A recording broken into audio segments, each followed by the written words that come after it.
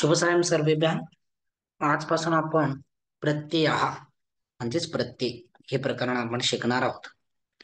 प्रत्ययाः असं का झालेलं आहे तर प्रत्ययाः हे बहुवचन आहे. मूळ शब्द प्रत्ययः आहे, अकारांत पुल्लिंग, त्यामुळे प्रत्ययाः असं प्रथमा विभक्ती बहुवचन झालेलं आहे. कारण की खूप प्रत्यय यामध्ये आहेत, त्यामुळे बहुवचनाचं रूप आलेलं आहे. प्रत्यय कशाला म्हणतात? यहाँ पर हिंदी में परिभाषा दी है, ऐसे शब्दांश जो किसी शब्द या धातु के अंत में लगकर उस शब्द के अर्थ में परिवर्तन अथवा विशेषता उत्पन्न कर देते हैं, उन्हें प्रत्यय कहते हैं. ये एक प्रकार के ऐसे शब्द के अंश होते हैं, मतलब शब्द होते हैं कि जो शब्द या धातु को लगकर, अभी लगकर मतलब पीछे से ही लगते हैं, उपसर्ग आगे लगते हैं शब्द या धातु से, और प्रत्यय जो है वो बाद में लगते हैं. तो ये ऐसे शब्दांश है कि जो किसी शब्द या किसी धातु को लगने के बाद उस धातु का या उस शब्द का अर्थ जो है वो पूरी तरह से बदल देते हैं, नहीं तो उसमें विशेषता प्राप्त कराते हैं. उदाहरण देखिए यहाँ पर, जैसे लिख यह धातु है, उसका अर्थ क्या है? लिखना. त्वा प्रत्यय करके इस अर्थ में आता है, जो कि हम आगे पढ़ने वाले हैं. तो त्वा प्रत्यय लगने के बाद लिखित्वा ऐसे रूप बना, तो उसका अर्थ हुआ लिख कर. मतलब वो क्रिया करके दूसरी क्रिया चल रही है, तो पहले वाली क्रिया समाप्त होने के अर्थ में त्वा प्रत्यय लगा, तो लिखित्वा का अर्थ क्या हुआ? लिख कर. ज्ञा धातु है, जानना, किस अर्थ में? जानना, समझना. तुमुन प्रत्यय लगा उसे,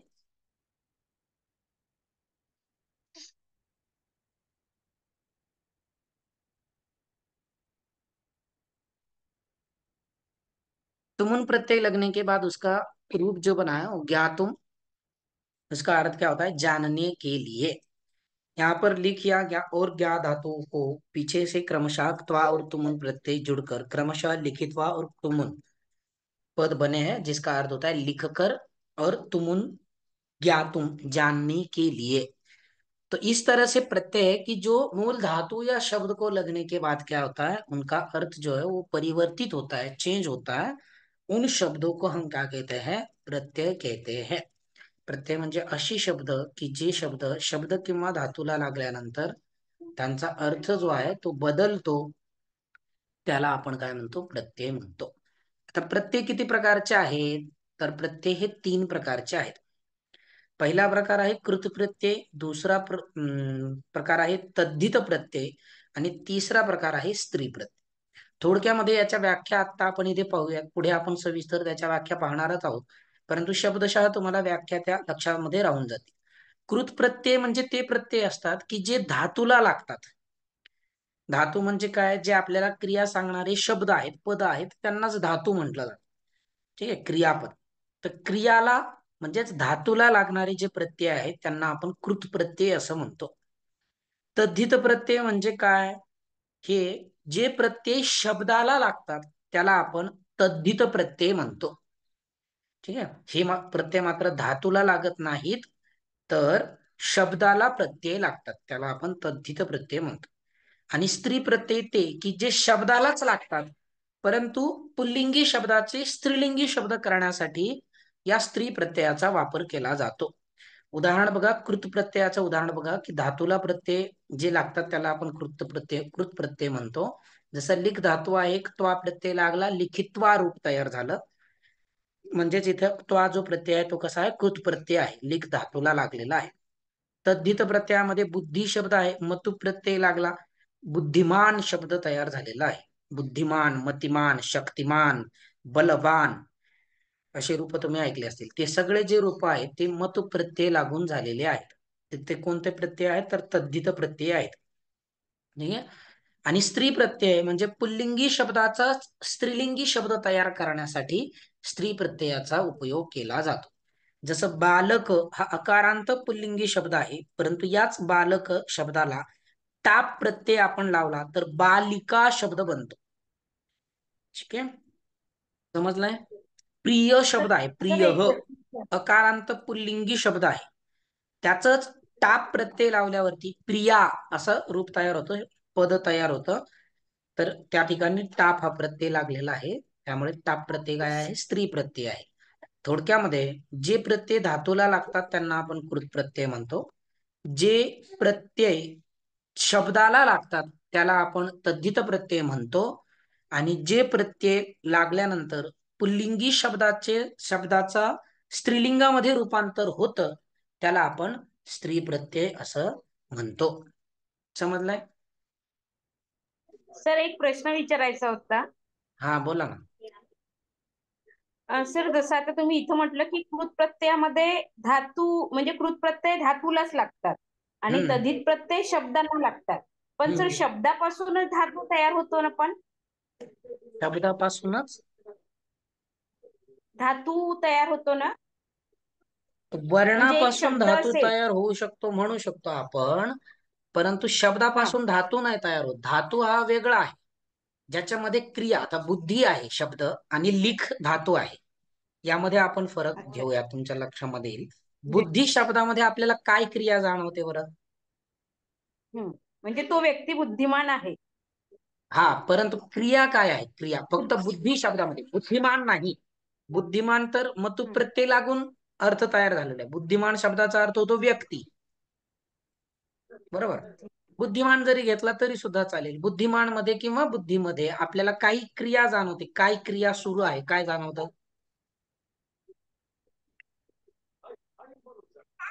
त्यामध्ये काहीही क्रिया नाही. त्यामुळे शब्दाला नाही. आपण धातू म्हणू शकत नाहीत.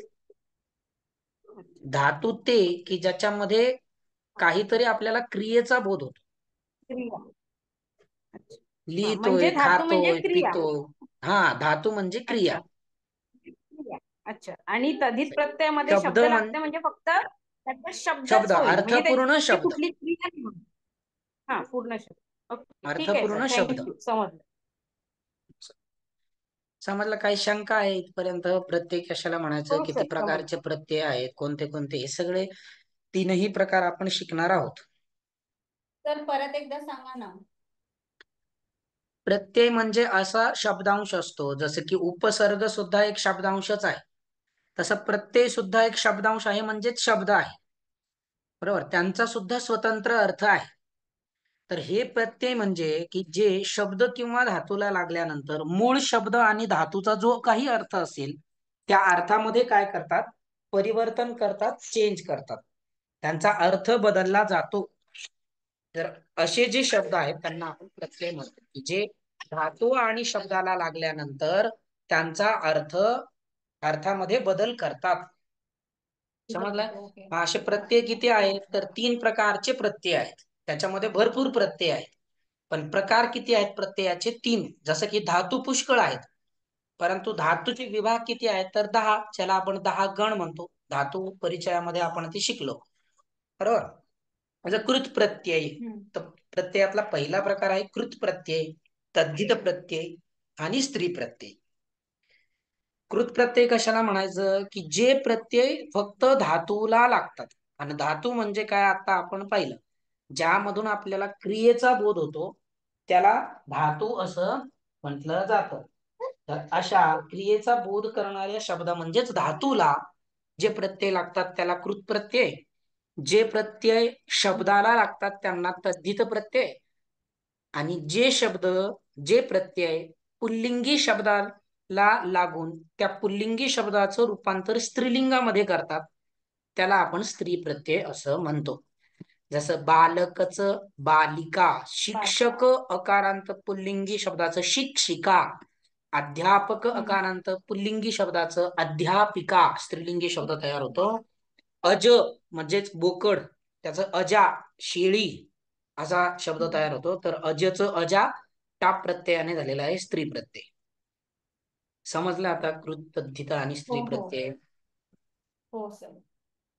ठीक आहे. म्हणजे पहिला क्रियापदाला जर लागलं तर ते कृतप्रत्यय, शब्दाला लागलं तर ते तद्धित, आणि जर पुल्लिंगाचं स्त्रीलिंगीमध्ये रूपांतर झालं तर ते स्त्री प्रत्यय, बरोबर ना? बरोबर बरोबर. ठीक आहे, समजलंय. म्हणजे स्त्री प्रत्यय सुद्धा शब्दालाच लागतात, फक्त त्या पुल्लिंगी शब्दाला लागून स्त्रीलिंगी शब्द तयार होतो.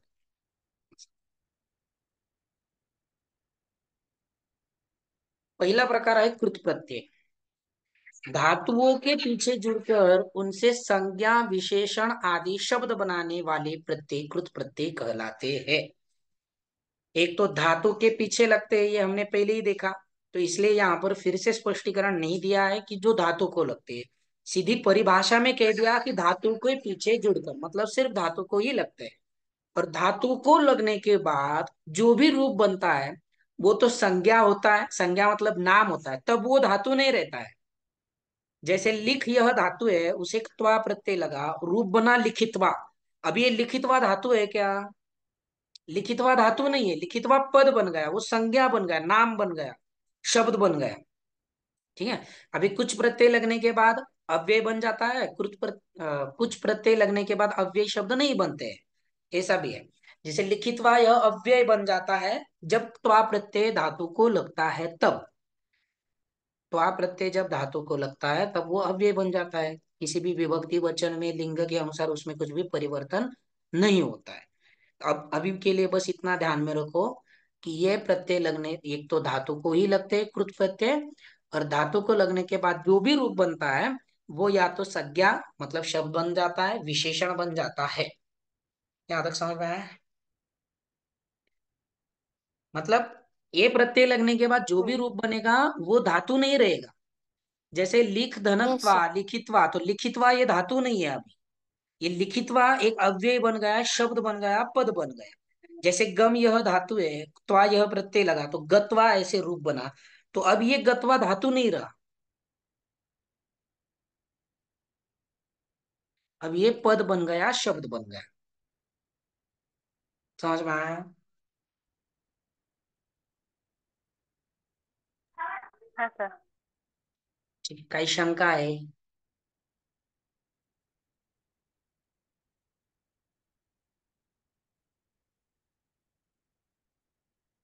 म्हणजे पुढे आपण एक एक प्रत्यय शिकायला सुरुवात करणार आहोत, त्यामुळे इथपर्यंत नसेल समजलं तर सांगा।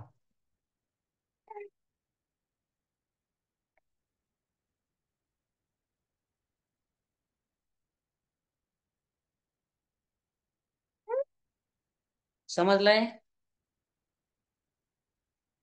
हो सर. सर. ठीक आहे? पहिला प्रत्यय आहे तुमुन प्रत्यय। ठीक आहे। आता तुमुन मध्ये फक्त तुम शेष राहतं, बाकी सगळे इत संज्ञक आहेत। आणि हे इत संज्ञा कशासाठी असते तर लोप करण्यासाठी असते। ठीक आहे। हलंत्यम लोपः, इत संज्ञकस्य लोपः, इत संज्ञायाः लोपः, अशी टीका आपल्याला दिसते। तर इत संज्ञक म्हणजे काय, त्या बाकीच्या वर्णांचा काय होणार आहे, लोप होणार आहे। मग ते कशासाठी दिलेले असतात तर पाणिनींनी तशी रचना केलेली आहे। जसं तुमुन प्रत्ययामध्ये ऊन जे आहे ते इत संज्ञक आहे, त्यामुळे कोणत्या पण धातूला तुमुन प्रत्यय लागताना प्रत्येक फक्त काय लागणार आहे तर तुम असं लागणार आहे। ठीक है, समझ लाए?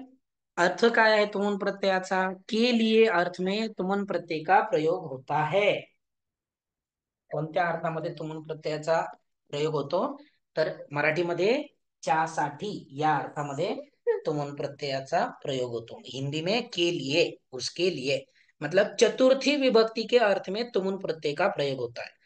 जिस भी धातु को तुमुन प्रत्यय लगेगा उस धातु का जो भी अर्थ है वो करने के लिए अर्थ बन जाएगा। उदाहरण के लिए यहाँ पर उदाहरण देखिए, विशेष टिप्पणी में जैसे के लिए जो उदाहरण दिया है वो देखो, गम प्लस तुमुन, गम अधिक तुमुन। गम धातु का अर्थ क्या है? जाने. जाना. जाना। गम धातूचा अर्थ काय आहे? जाणे। परंतु तुमुन प्रत्ययाचा अर्थ काय आहे? साठी, च्या साठी। आणि तुमुन प्रत्यय ज्या वेळेस गम धातूला लागला त्याचं रूप बनलं गंतुम। आता गंतुमचा अर्थ काय होईल? जाण्यासाठी. जाण्यासाठी, बरोबर। नम धन तुमुन, नम म्हणजे नमस्कार करणे, तुमुन नम, नंतुम नमस्कार करण्यासाठी, लेखितुम लिहिण्यासाठी, श्रोतुम श्रवण करण्यासाठी ऐकण्यासाठी। क्रू धातू करणे अर्थामध्ये तुमुन प्रत्यय लागला, कर्तुम रूप तयार झाला, अर्थ काय झाला? करण्यासाठी, करण्यासाठी, लिहिण्यासाठी, खेळण्यासाठी, बोलण्यासाठी, बोलण्यास शिकण्यासाठी, खेळण्यासाठी, खाण्यासाठी, अशा पद्धतीने अर्थ क्रियापदाचं जे रूप बनणार आहे प्रत्यय लागल्यानंतर, तुमून प्रत्यय लागल्यानंतर अशा पद्धतीने अर्थ होणार आहे. समजलं इथपर्यंत? परिभाषेमध्ये तेच अजून स्पष्टीकरण दिलेलं आहे. तुमुन में उनका लोप हो जाता है और शेष तुम शेष रहता है. इस प्रत्यय से बना शब्द अव्यय बन जाता है, अतः इनके रूप नहीं चलते. ये एक महत्वपूर्ण चीज है कि तुमुन प्रत्यय जब धातु को लगेगा तब जो भी रूप बनेगा वो एक अव्यय बन जाएगा. और अव्यय हम किसे कहते हैं कि जिसमें लिंग वचन विभक्ति या समय के अनुसार, काल के अनुसार कुछ भी परिवर्तन नहीं होता है, वैसे के वैसे उनका प्रयोग वाक्य में किया जाता है. जैसे अत्र तत्र कुत्र कदा यदा तदा यावत तावत, ये सारे के सारे क्या है? अव्यय है, जो कि हमने पढ़े हैं. तो उस तरह से तुमुन प्रत्यय लगने के बाद भी जो प्रत्यय बन जाता है, जो शब्द बन जाता है, पद बन जाता है, वो भी अव्यय कहलाता है, अव्यय होता है. परिभाषा और बाकी की चीजें समझ में आई है? हाँ सर. ठीक है. अब विशेष टिप्पणी देखिए. कुछ धातु है कि जिनमें तुमुन प्रत्यय लगने के बाद कुछ धातु में परिवर्तन होता है, उनके बारे में यहाँ पर चर्चा की गई है. जैसे पहले है तुमुन प्रत्यय के साथ धातु के अंत में अगर म हो तो म को न हो जाता है. यदि कोई धातु है मकारांत, मतलब किसी धातु के अंत में म व्यंजन है, तो उस धातु के म के स्थान पर न आदेश हो जाता है जब तुमुन प्रत्यय लगता है तब. ठीक है. अब ये भी एक संधि के नियम के अनुसार है. कौन बताएगा कौन सी संधि के नियम के अनुसार है?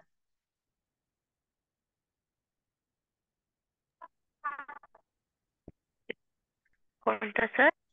म के स्थान पर न हो जाता है. यहाँ पर रूल दिया है तुमुन प्रत्यय लगने से पहले किसी धातु के अंत में यदि म है तो वो म के स्थान पे न हो जाता है. कौन सी संधि के रूल से होता है, कौन बताएगा?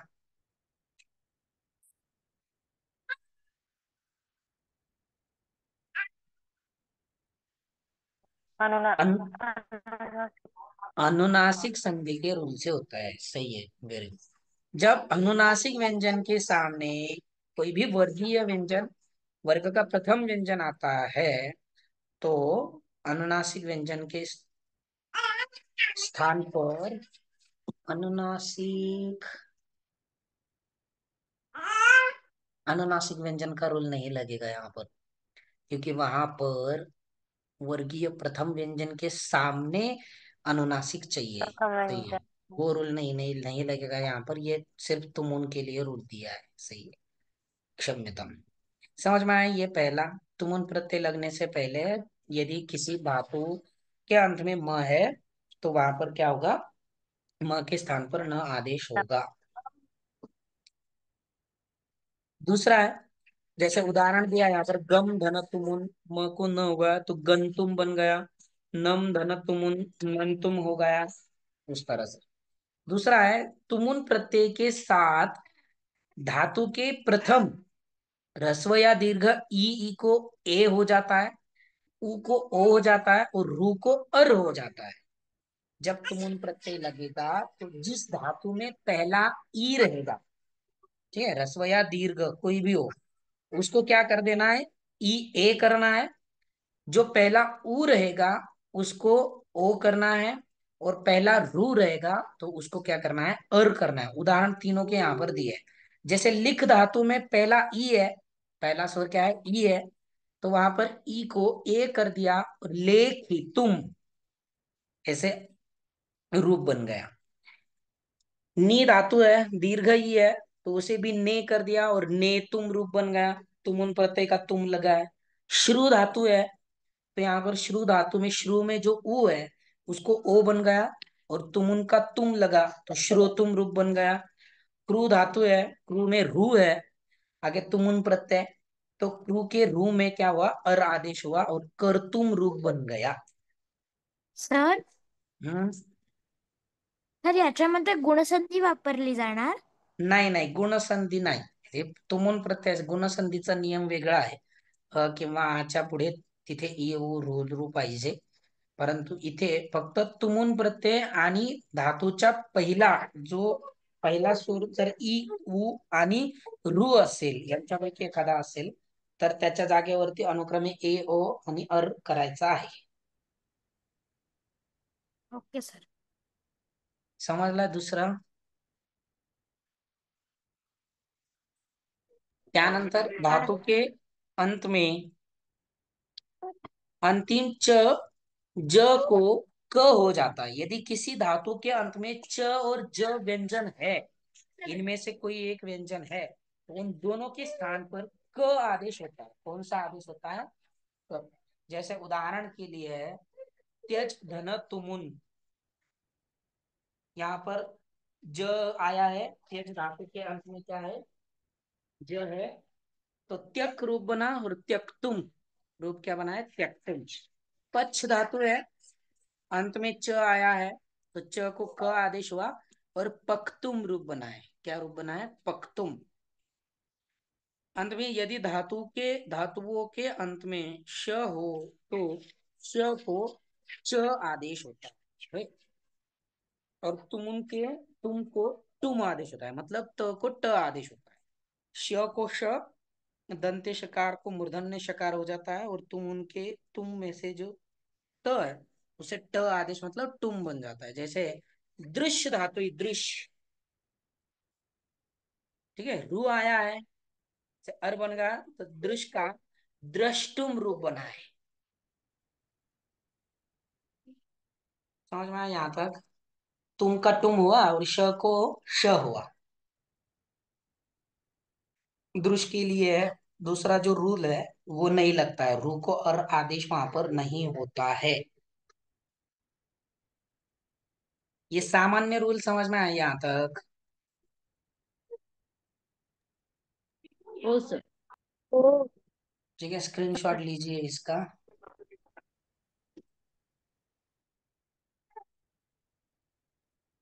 अब देखिए यहाँ पर कुछ धातुओं के रूप यहाँ पर दिए हैं, सारे धातुओं के रूप देना पॉसिबल है नहीं, तो कुछ धातु के रूप यहाँ पर दिए हैं कि जो हम बोलने में और हमें संस्कृत की पढ़ाई करते समय ज्यादा यूज में आते हैं, तो उन धातु के रूप यहाँ पर दिए गए. जैसे ब्रह्म धन तुमुन, भ्रमित्युम रूप बनता है. अभी जो कुछ धातु है, उन धातुओं के लिए ये जो हमने सामान्य नियम देखे हैं वो रूल नहीं लगते हैं.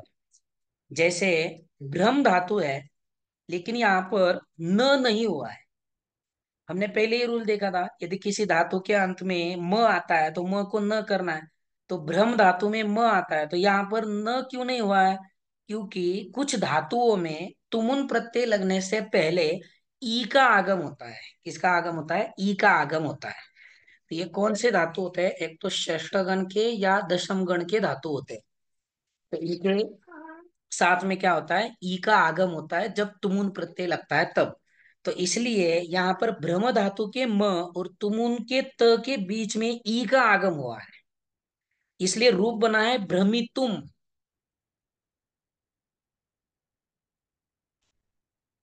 समझ में आया है? अर्थ क्या हुआ है? घूमने के लिए. श्रुधन तुमुन श्रोतुम, श्रोतुम रूप क्यों बना? क्योंकि पहले वाले ऊ को क्या करना है? वो श्रोतुम, सुनने के लिए. दा दातुम, देने के लिए. दृश्य द्रष्टुम, देखने के लिए.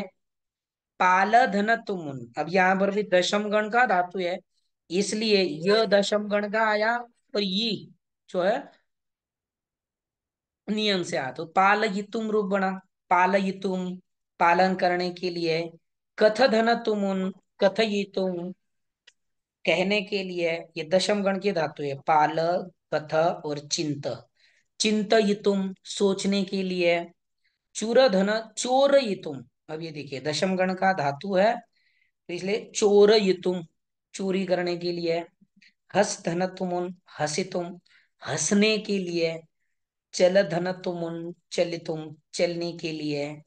पत धन तुमुन पतितुम, गिरने के लिए. यहाँ पर भी ये का आगम होता है. वद धन तुमुन वदितुम, बोलने के लिए.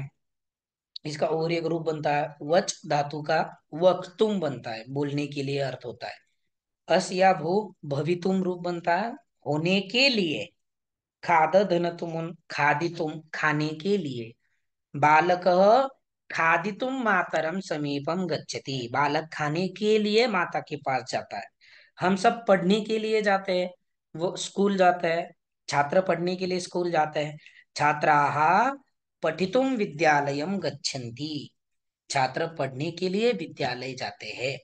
ऐसे चोरः चोरयितुम गृहं प्रविशति, चोर चोरी करने के लिए घर में प्रवेश करता है।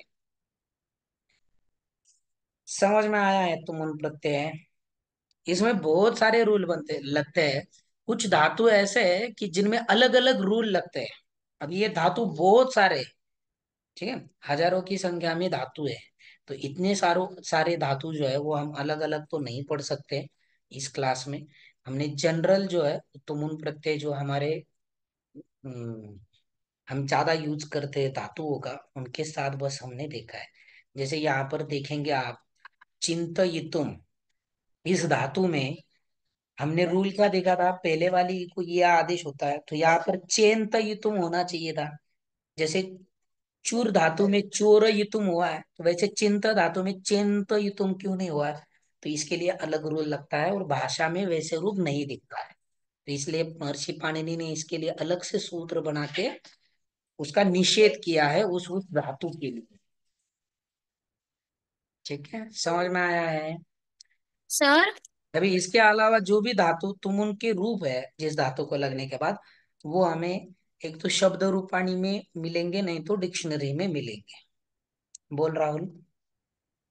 सर आता इकडं असं दृष्ट दृष्टुम झालंय, हम्म, तसं दष्टी पण आहे ना एक धातू, दश. कोणता धातू? दष्टी म्हणजे चावणे.